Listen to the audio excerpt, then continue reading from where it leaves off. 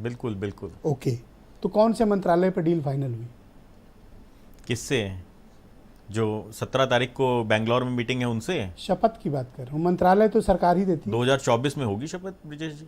Okay, 2024 में तक तो वेट करना ही पड़ेगा ना, भारतीय जनता पार्टी के पास पूर्ण बहुमत है, तो 24 तक तो वेट करना पड़ेगा।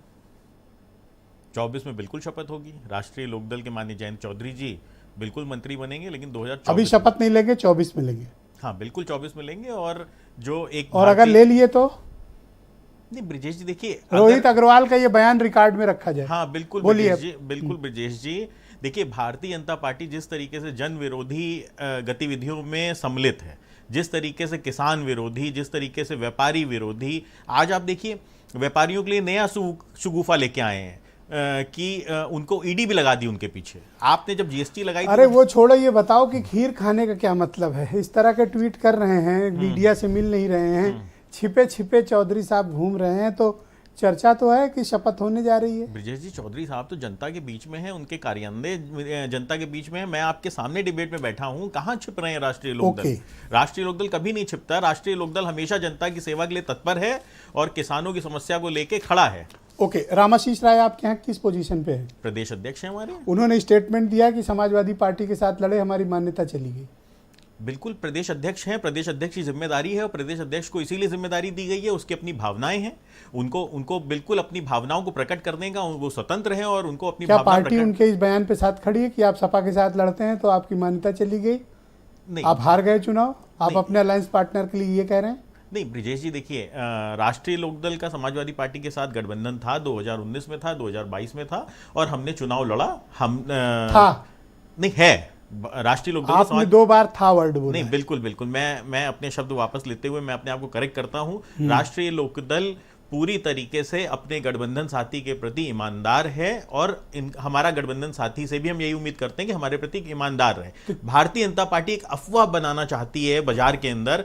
एक हमारी जो छवि है आज बाजार के अंदर, हमारी छवि है कि जो है राष्ट्रीय लोकदल किसानों के हित में खड़ा है, उसको तोड़ना चाहती है, जातिगत और कहीं ना कहीं धार्मिक समीकरण को ध्वस्त करना चाहती है। इसलिए भारतीय जनता पार्टी निरंतर अफवाहों के बाजार को गर्म कर रही है। बीजेपी किसान प्रेमी पार्टी है?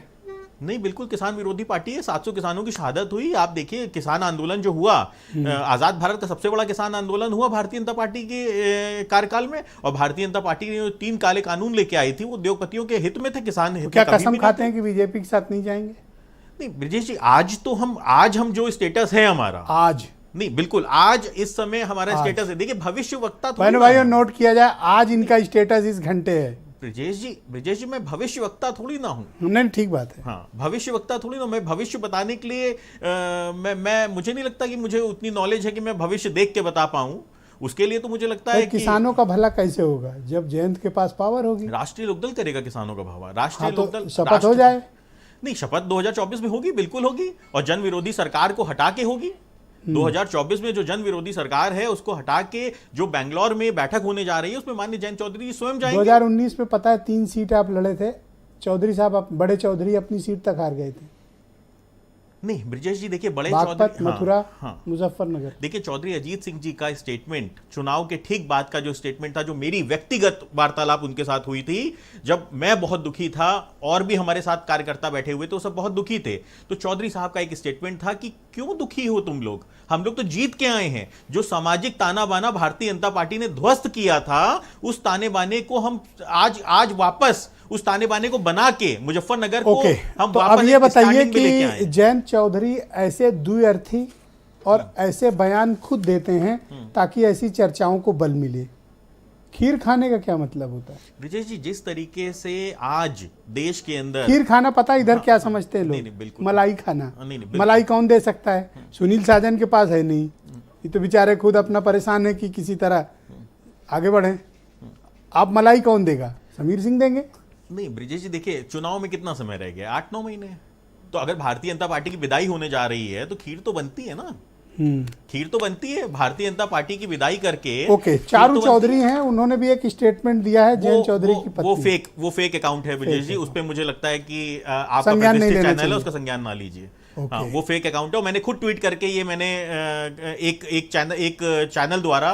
लेकिन जो इस फेक अकाउंट पे लिखा गया, चौधरी साहब ने खुद एक बार स्टेटमेंट दिया था कि चवन्नी नहीं है जो पलट जाए?